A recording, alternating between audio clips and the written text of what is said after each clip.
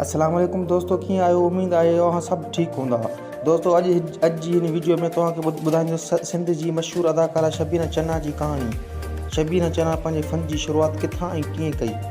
पर दोस्तों वीडियो शुरू करण खां अॻु में मुंहिंजे हिन यूट्यूब चैनल खे सब्सक्राइब ज़रूरु कंदा। शबीना चन्ना पंहिंजे फ़न जी शुरूआति 1990 ईस्वी में कई। शबीना चन्ना लाड़काने शहर सां तालुक़ु रखे थी ऐं प्राइमरी टीचर बि हुई। शबीना चन्ना प्राइमरी टीचर जी ड्यूटी 32 साल कई ऐं उनखां पोइ हिन सिंधी शोबज़ खे तमामु घणो टाइम ॾिनो। शबीना चन्ना पहिरियों ड्रामो जेको ॾिनो हुयो उहो PTV खे ॾिनो हुयो ऐं उनखां बाद में सिंधी ॿिया खोड़ सारा चैनल अची विया, जीअं त KTN, सिंध TV, आवाज़ TV। ऐं उनखां शबीना चन्ना जेको पहिरियों सोप सीरियल कयो उन जो नालो हुयो पत्थर दुनिया। उन ड्रामे में शबीना चन्ना जेको करेक्टर कयो हुयो खैरां जे सिर ॾे ख़ैरु हुजे, उहो हिन जो डायलॉग तमामु घणो मशहूरु थी वियो ऐं अॼोके ताईं हिन खे खैरां जे नाले सां तमामु घणो सॾियो वेंदो आहे। दोस्तों पत्थर दुनिया तमामु बहितरीनु ड्रामो हुयो जंहिंजो डायरेक्टर हुयो अज़ीज़ सांगी। ऐं पत्थर दुनिया ड्रामे खां पोइ शबीना चन्ना जेको ॿियो ड्रामो कयो हुयो जंहिंजो नालो हुयो पंहिंजा परावा।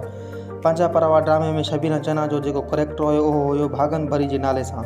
उनखां पोइ वरी शबीना चन्ना जो टियों सोप सीरियल हुयो जंहिंजो नालो हुयो कंडनि जी सेज, जंहिंमें हिन जो नालो हुयो बसरां।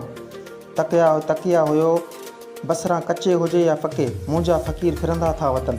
उन्ही टिनी ड्रामनि मां शबीना चन्ना खे तमामु सुठी मोट मिली ऐं शबीना चन्ना 500 जे लॻभॻि टेली फिल्मूं करे चुकी आहे।